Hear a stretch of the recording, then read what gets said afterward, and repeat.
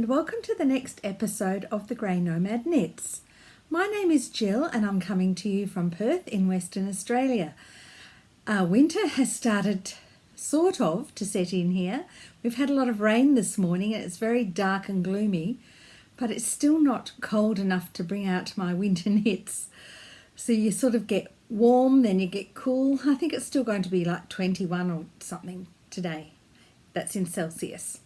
So, it's been quite about a month since I last spoke to you. And in that time, we've been to Queensland and Sydney. We had a lovely week in Brisbane with our daughter, who we hadn't seen for nearly 3 years. And then a few days in Sydney before we came home. And also we have just had a long weekend here in Perth. So we've been down to Denmark at our friend's place for a few days. So it was cold down in Denmark, but they always have a roaring log fire going. So I still didn't really get to wear my knits because it got too warm in the house. But anyway, I'm sure I'm going to have over the next month plenty of opportunities to wear them. I'm kind of winging it today. I wasn't sure whether to film today or not because I've got lots of other stuff I need to be doing. But I wanted to hop on here and let you know how I'm going. Still not much better on the shingles front, but I'm going to start looking into acupuncture. What do you think? I wonder if anyone out there has used acupuncture to treat nerve pain from the shingles. I'm at the stage where I'll try anything. But anyway, that's beside the point. Our trip to Brisbane was lovely. It was many tears shed at the airport when we got to see our daughter. I think the highlight of our trip was going to Movie World, and I'll talk a bit more about that later. But first, on to my knitting. Now, my longest whip that I have on my needles at the moment is my Kerenza cardigan by Jennifer Wood, and I'm happy to say it's getting there. It was put on hiatus a bit over the summer because it was just so hot here. I'm talking like days and days and days of 40 degrees plus, quite often up around the 41, 42 degrees.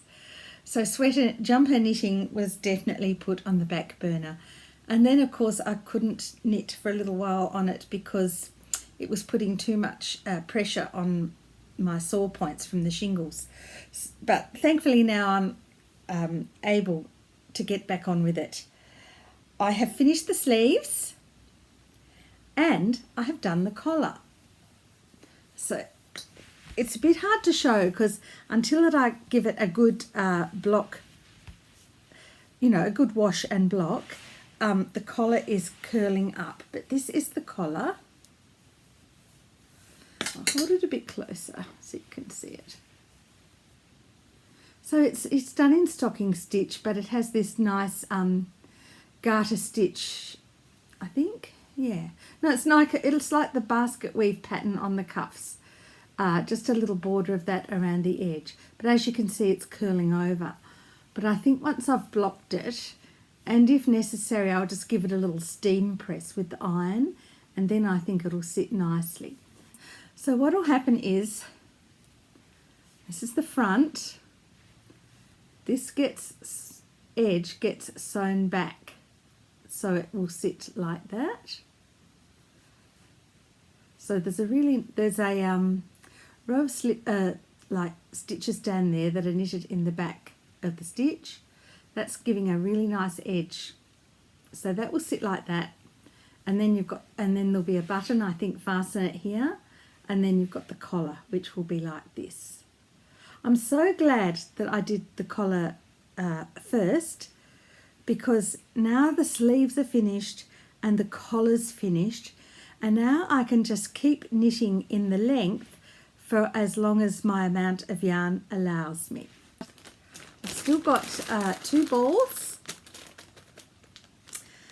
The ball I'm using at the moment wasn't a full one. I think it was one I had on hold. And this started here. And I'm probably going to get about that much again out of this ball of wool. Now the distance between those 2 markers is a full ball of wool. So I'm probably going to get enough length. So this is my length at the moment. Here's the sleeve. This is the length I have. So I think by the time I get those two balls knitted up, it's going to be just the right length. I still think it's going to fit too snugly. And even though I've lost pretty well almost 10 kilos, I think it's going to take another 10 kilos before it fits. And this is a lesson I'm now learning, that next time I knit a jumper, which I'll cast one on as soon as I finish this one, I'm going to really take time in the planning of it. I'm going to do swatches, even if I have to do more than one. Sorry, I'm wiggling my table with the iPad sitting on it. Even if I have to do more than one swatch, I am going to sit and I am going to calculate the stitches to the amount of width I want, so it's not tight fitting and so that it will fit me really nicely. I would rather have something a little on the loose side than on the tight side. Now, having said that, a couple of jackets I knitted last year are actually too big for me now. One of them, I think it's because it's superwash wool and it has just stretched way out of recognition. I did give it a wash in the machine on a hot cycle to see if that would shrink it up a bit, and I think it has. But I think every time I wear it, it's going to stretch again. I'm also learning that a better structure for me is a shoulder seam, and this length here is going to be very important for me in the construction of my garments in the future. So I'm going to measure that width, and in my swatch I'll see how many stitches it's going to take for that to sit nicely and not have the shoulders drag. Dropped shoulders, I find so uncomfortable to wear. I'm forever trying to pull them up because they don't feel right on me. And yet they're so popular. Does anybody else have that problem, I wonder? Maybe my shoulders slope down a bit more than others, where maybe others are up. I don't know. But I'm learning now through a couple of garments I've knitted that anything that has a bit of a drop shoulder doesn't work for me. Any jacket that's loose without a button fastening doesn't work for me because it slips and then it slides down off my shoulders like this. And I'm forever doing this. And I just want to be comfortable. So I think the next garment I knit is going to take a lot of planning and a lot of redesigning. And I'm going to channel Andrea from Fruity Knitting, who is the master at doing this. I've also got a wonderful book. Okay, my lovely friend Ella at the knit night I go to gifted me this. She was given it by one of her children and she never used it. Now, I used it last year or the year before to knit a beautiful jumper that I got the pattern stitch out of the Japanese knitting Bible. If I can find a photo of it, I shall put one in here, but I'm not sure if I still have photos of it. But this is really good, and you can design all different options. So the first thing you do is knit up a tension square, and then you design something and the sizing is all according to how many stitches you get in your tension square. And it has a separate section for sleeves. For set-in sleeves, has a separate section for raglan sleeves, has a separate section for a crew neck, a low neck, all sorts of things. And it has like a formula somehow.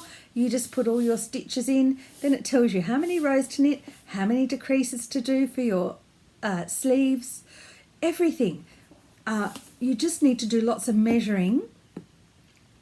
And yeah, as I said, lots of tension squares. So if I find a pattern I really like, I'm going to sort of cross-reference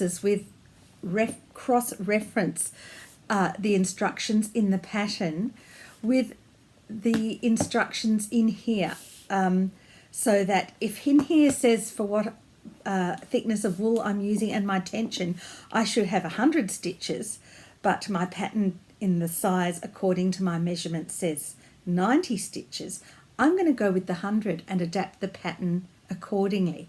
Hope you understand what I mean. I really envy people who keep knitting jumpers that are too loose on them. I have the opposite problem. I never get anything to fit me the way I want it, so I'm going to really make an all-out effort the next time, because our wool is too expensive and too precious to knit it up and not be able to wear it.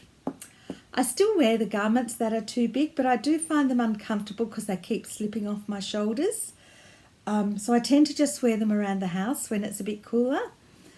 So yeah, I'm working, I think it's more the designs. Both of those two are open fronted jackets that have no button fastenings.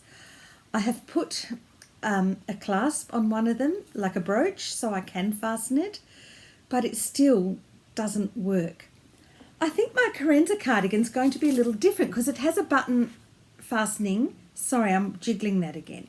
It has a button fastening right here where the collar is. And I think that's going to work, and then it will just drape. But I think because it's fastened here, it's going to stop that pulling at the shoulders. But yes, I'm definitely learning, and I think this measurement here for me is going to be the most important one. If it's too big, it tends to sit here and then it just drags. And of course, if it's too small, then the sleeve cap's going to be sitting up too high, which will also be uncomfortable. Yeah, it's a tricky thing, isn't it, making our garments fit the way we want, but I'm going to try. So that was my Kerenza cardigan by Jennifer Wood, and her company is called Woodhouse Knits.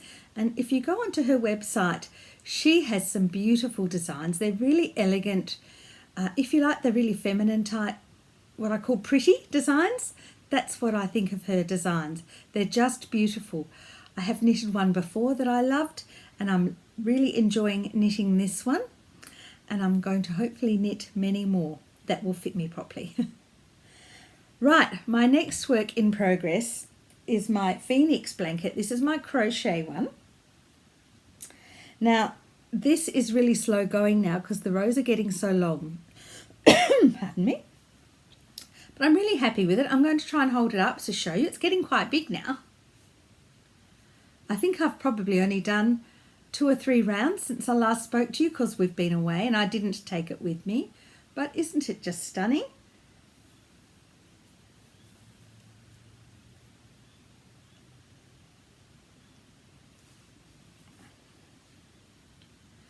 Now, most people who knit these use the caked yarn that automatically changes colour, and you don't have to think about it.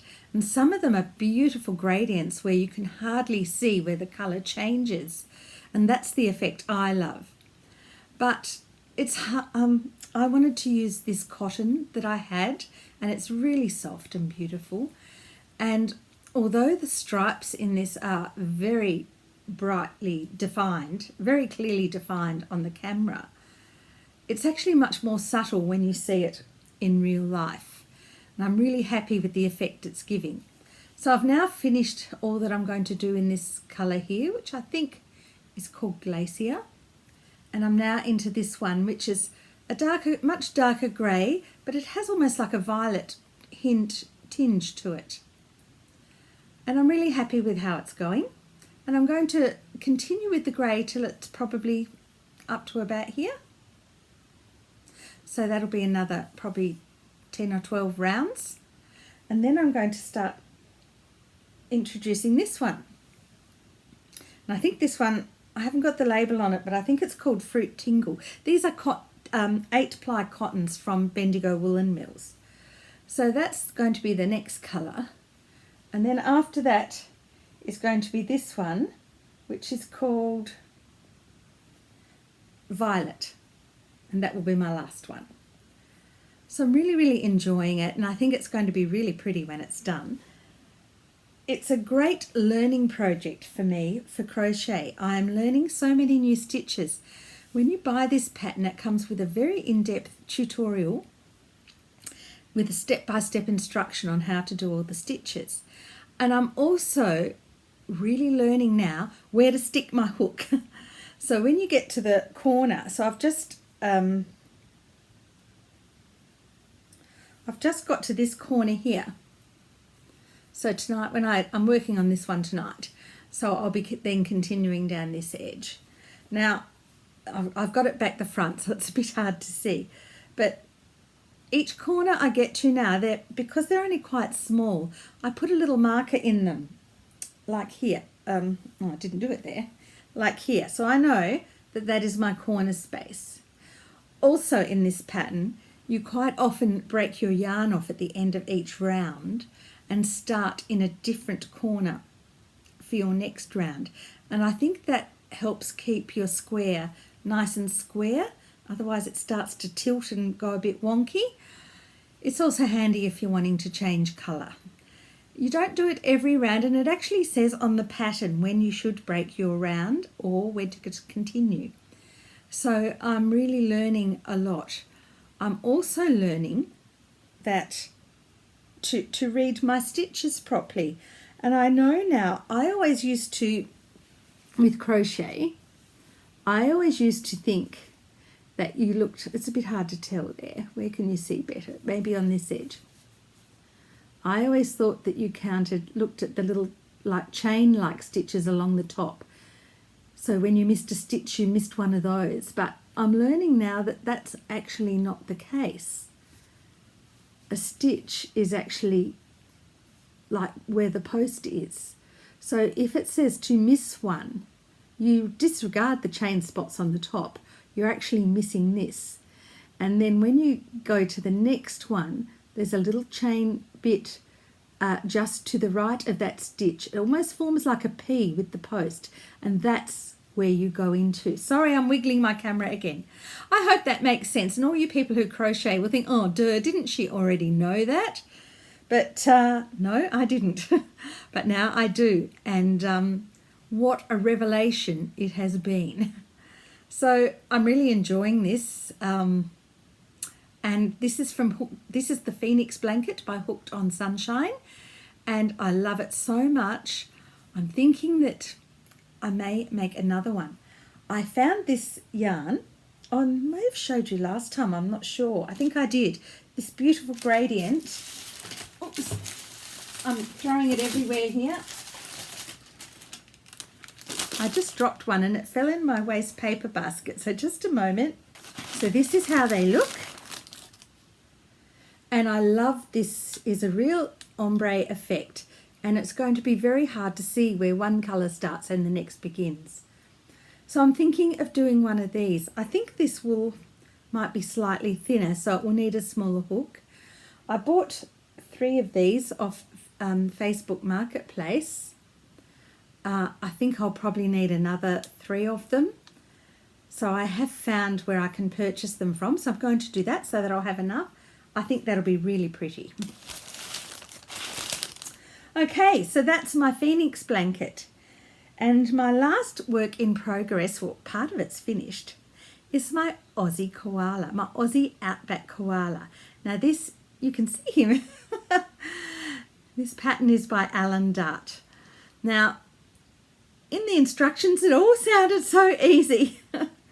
When I went to put him together, it wasn't so easy. He is so detailed. His patterns are amazing and so detailed. So when you sew on like his legs, he tells you how many stitches you should have on this part in between his legs. But I wasn't sure if he meant down here or up here, and I'm sure he meant at the top of his legs. And in the end, I kind of winged it and attached them where I thought, same for the arms, attached them where I thought they looked right. And then I sort of counted the stitches on the back in between. And I think I was fairly accurate with what he said. But having said that, he's very wonky and very dodgy, but I just love him. Look at him and his little arms, and I don't know if I've got his arms on right, if they're upside down or wrong way round or what they are, and the same for his little feet. But I think he's just so cute. This is all a bit dodgy around here. I actually sewed this on and then I took it off and sewed it on again because it was kind of going across on an angle. He did say in the instructions to pin it all on first, but oh no, I thought I could do it by eye. And I was too lazy to get up and go and get my pins. And I think that my pin holder I had with all my glass head pins, which would be perfect because you can just stick them in and easily pull them out again, have disappeared into my husband's shed. So don't ask me what he uses them for. I don't know how many pairs of good sewing scissors I've got lost out there, how many plastic containers have gone and just the lids remain, or the lids get taken and the containers left. So I have lids and containers that no longer have their matching mates. But yeah, I went out there and found my beautiful Thailand silk pin cushion that I bought many, many years ago in Thailand. Had all my glass head pins on it out in the shed. So I'm going to have to buy some more pins. But anyway, I think he's turned out pretty good. See, his arms are all dodgy. But I believe from reading Alan's instructions, I can fix a multitude of sins by spraying him with some hairspray.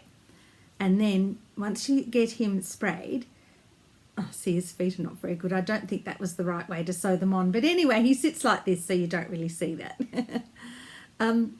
Then once you've got him hairspray on him, like you can mould him. So I can push his ears forward or have them back a bit, or I can sort of fiddle with his fingers a bit, fiddle with his arms a bit. And when the hairspray dries, he pretty well will stay where you've put him. I don't want to use a lot of hairspray on his body because at the moment he feels lovely and soft and squishy, and that's how I like him. And anyway, he's kind of dodgy and wonky, but he's kind of cute. Now at the moment I've started on his hat. I'm not going to show you that today. I'll show you that next time. So he's going to have a lovely bushman's hat with some little corks hanging off it, and everything is knitted. There's no cork trees been damaged in the making of this koala. He's also got a little green jacket which is going to help hide some of this untidiness down here. So that's what's next for Aussie. I absolutely love him, and I'm certainly going to be making more of Alan Dart's patterns. I bought some safety eyes. I've never made a toy before, so obviously I've never used safety eyes before. In the pattern he gives you the instructions for embroidering his eyes on, but in the picture he's got on his pattern he has got the safety eyes. So that's what I did. I think in hindsight I would have been happier using the next size up, but they're lovely. They've got like a brown, see, they've got like a brown, oh, he's looking at you. Oh, he's so cute. That's going to be my screenshot right there. Anyway, so yeah, he's going to get his little bushman's hat, his little green jacket, and then he's going to be all finished and he's going to be gifted to someone who's very special. How cute is he? So that's my Aussie. I have bought half a dozen or so of Alan's patterns, and I'm really looking forward to making up some more of them in the future. His ear's fallen down. Put him back there. Well, this has just been a short episode today. I want to finish by talking to you about a little bit of our trip to Brisbane. So for those of you who don't know Australia very well, Brisbane is way over the other side of the country to us. It's about a 4.5-hour plane flight. So we got there, had biggest hugs and tears at the airport. Then the next day, her unit is absolutely tiny because the rents are getting so high. Oh, let's talk about the cost of living. No, let's not. Let's keep this podcast on a happy note. We don't stay at her unit because it's too small. So we stay in the city in a hotel right opposite the central train station, which means we can then hop on the train and get to the train station that's close to her house. And she picks us up from there. So she picked us up the next morning and we went out to a beautiful breakfast. And then we went back to her place and saw her beautiful dog Gidgee. And we hung around there in the afternoon, spending some precious time with her. then went out with some of her friends and their family for dinner that night. And I'm trying to remember what we did the next day, but you know, it's all becoming a bit of a blur. So I'm just going to tell you that the highlight of our trip was taking Nicole to Movie World. It was something she really wanted to do because they've got a Batman exhibition there, and she's pretty much a geeky girl and loves all her superheroes, and she loves Batman. And they've got a whole pile of the original costumes out of the movies on display, and with some of the Batmobiles and things like that. So I was like, oh, ho hum, I'm not really a Batman lover, but she and her dad loved it. So I'm going to put in a few pictures of that. And then we went, they have a few rides there. Now, I don't do roller coasters. I'm just terrified. I think, no, I'm not going to court death in that manner. A few of the rides were closed because it's coming into winter and there was a lot of rain around Brisbane that week. And I think it's taking a while for some of the things to reopen after everything closed down. Queensland had quite a lot of snap lockdowns, so just like the rest of the country. So I think it's taking a little while to get everything opened up. And of course, as everywhere else, they're having staffing issues. I'm sure, I think they are as well. So I was quite happy not to go on the big tall roller coaster. The smaller roller coaster is called the Green Hornet, but it didn't look any less scary, almost as high and twice as fast probably, and everyone that was on it was screaming. So no, that wasn't happening. There's another ride that it's a Batman ride of some sort, and it's just this big pillar with the seats, or like a cylinder shape, and it's got seats all around it, and there were people sitting in there, and there were some fellows sitting in there, and I yelled out to them, "Are you guys scared?" Because they looked like they were very nervous, and they said, "Yes, we're terrified." And I said, "Well, it's too late now," because I could hear the countdown, and it got down to 1, and then it went shoot. It shot up so fast into the air, and then it slowly came down. I tell you, they were as white as a ghost. But I'm sure it was fun. But no, I wasn't going on that. So there was a lot of Scooby-Doo stuff happening at Movie World, and they had a Scooby-Doo movie on at the theatre. So we went into that, and it's one of these theatres where the seats move. So, you know, when something happens, your seat shakes, or it tilts back or tilts forward, or something creepy comes out and feels like it's tickling you at the back of your ankles, and all this sort of thing. And that was, so it was like a Scooby-Doo mystery, and I couldn't tell you what it was about, but it was great fun. And then we had a wander around, and Nicole really wanted to go into the Scooby-Doo shop to get a Scooby-Doo bowl for her dog. So we did that. No, we didn't do that. We went in and had a look, and she found what she wanted. But the lady said to her, "You're best to wait and come in here after you've done the ride so that you're not carrying it with you." And we thought, ride? What ride? And then we went round the other side and we saw the Scooby-Doo spooky coaster.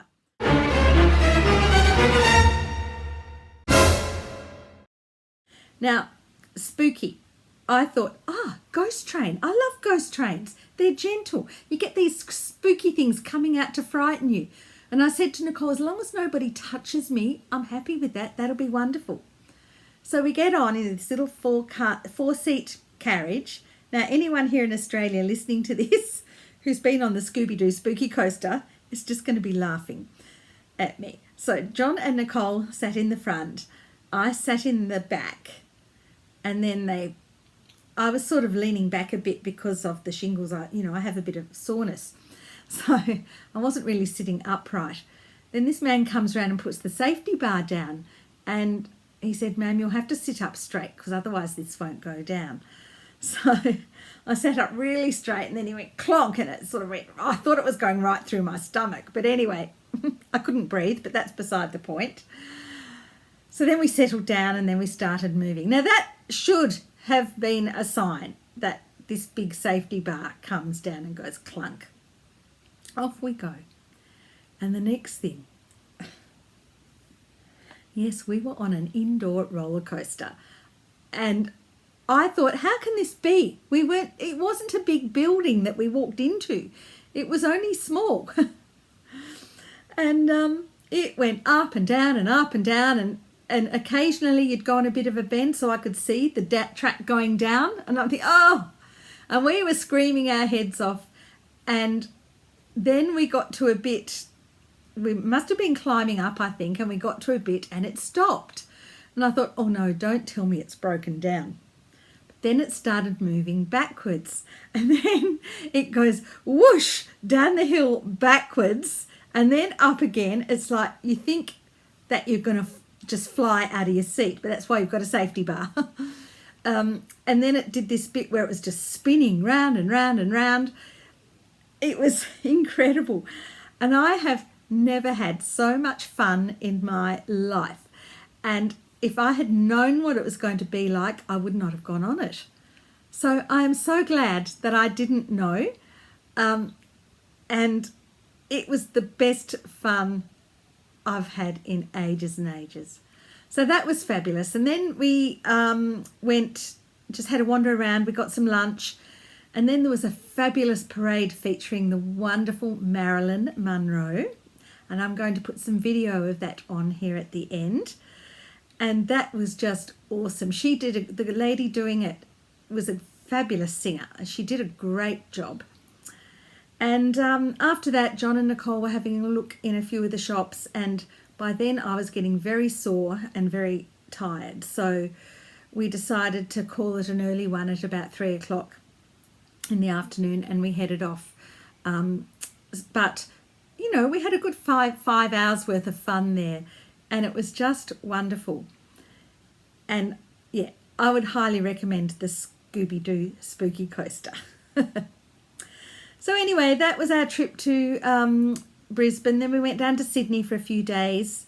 I went out to one of my favourite wool shops. I'm not going to name them because I was a little disappointed. The yarn has got incredibly expensive since I was last there. There was very little under $50 a skein for 100 grams.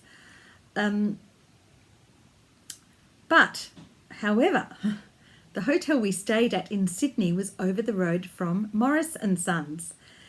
Now, I've been a little disappointed with them in the first because they seem to mostly stock their own brand, but they have really lifted their game. They had a whole wall of Rowan yarns. They had so many beautiful yarns. I was blown away. And, you know, it's so sad that it was opposite our hotel. I didn't actually purchase any yarn because I really don't need any. But I did purchase some lovely books, which I'm just going to show you. I got this one, which is a little bit of home decor, and I just love those 3 cushions on the front. And look, there's a paw print throw rug. I might make one of those to put in my shop when I get organised. My shop is coming soon, by the way. Oh, I forgot to show you. Those of you who follow me on Instagram will have seen this, but I did finish another bag, and I absolutely love this one. I actually fiddled with the design. It's supposed to be like this pattern all the way up to the top, but I wasn't sure if I'd have enough. I wanted to do the strap in the dark colour, and these straps, because they're so wide, which is what I love about this design, they do use quite a bit of yarn. So I used some of my other scraps to put a nice pattern in. So I sort of did a little bit more of the main pattern, but bordered it with some plain stitches before I got to the top band. And I'm so happy with how it turned out, and I think it's actually my favourite one. And as usual, I like to show you the base. It's been folded up, so it's just got a little bit creased. So, you know, you can fit, I'll just show you that again, because I love it so much. You can fit a lot in these. I finished the top. I like to finish the top a little tighter so it's not too floppy. So the top is actually slip stitched around. But, you know, you can fit a lot of stuff in these. So these are going to be great for going to markets and putting your fruit and veggies in, or just to throw in your handbag to have as a spare shopping bag, because we are all ditching the plastic. And of course these are made from pure cotton, so even if they do ever wear out and you don't want them anymore, you could bury them in the garden and they would rot down. I don't know how long it would take, but being cotton, they would just go back to the earth. And that's what I like about them. So that's another bag. But anyway, sorry, back to my book purchases. This is the next one I bought. I don't have a lot of nice men's patterns, and I really would like to knit a lovely jumper for my husband and also one for his brother James. There's some beautiful patterns in there. Look at this one. How lovely is that? Really, really nice. And if you have a guy in your life who loves French Bulldogs, look at that one. This guy really looks like a guy that I used to work with at the City of Perth Library. So if any of my old friends are watching and you know where Chris is, it's obviously not him because this is photographed in London and Chris is not a model, although he could be, but yeah, could be his double. So that's that one. And then there's a beautiful bookshop in Sydney. Now I cannot pronounce it. It's Kinuyaki or something like that. Anyone who lives in Sydney or anyone who's been to Sydney, I know you will know how to pronounce it and you'll know where I mean. It's the most amazing bookshop and they've got a fabulous craft section. And I found this one after knitting Aussie over here. I just couldn't resist this. Just look at Bambi there on the front page. So beautiful. And there's some absolutely lovely things in here. Look at the badger. My husband loves badgers, so I might knit that for him to put in his study. And this one, look at the wolf. Aren't they just beautiful? And this one. Oh, I love this. The barn owl. They're just stunning. So along with Alan Dart patterns, I now have all these lovely things to look at. And the thing is, if you've got a few scraps of yarn, it's just wonderful to use them up.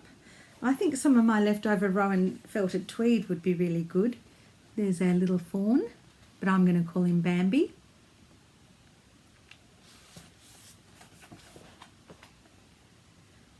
And the pheasant.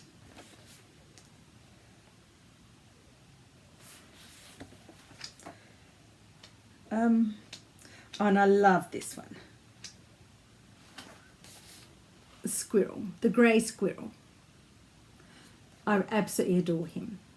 So I'm going to have some fun. I'm going to have, who could ever get bored being retired, honestly? Well, I'm going to leave it there for now. Thank you very much, all you lovely people, for watching. We are still an incredibly small YouTube group. So if you recommend me to any of your knitting friends, I would appreciate it. And if anyone who's watching hasn't subscribed, if you would subscribe and hit the like button, that also helps me to get to more people. That's if you like it, of course. If you don't like it, well, sorry. Okay, I'm going to leave it there and I'm going to put on some footage of our trip. And I hope you all have a wonderful time wherever you are in the world. I know the world is going through some terrible strife at the moment. So all I can say is to keep well, try and stay safe and healthy, and to try and look on the bright side of everything. Oh, and before I go, a big congratulations to everyone in the UK for putting on such wonderful, wonderful celebrations for the Queen's Jubilee. I thoroughly enjoyed watching all the festivities on the TV here in Australia, and I would have loved to have been there and been part of it. I loved seeing all the knitted Queen Elizabeths everywhere and all the post box toppers and all the bunting. What a wonderful, wonderful time it was. and a period now of history that the people in the UK will never ever forget. So good on you guys. It was just fabulous, and happy knitting, and I'll see you all in about 4 weeks. Bye for now.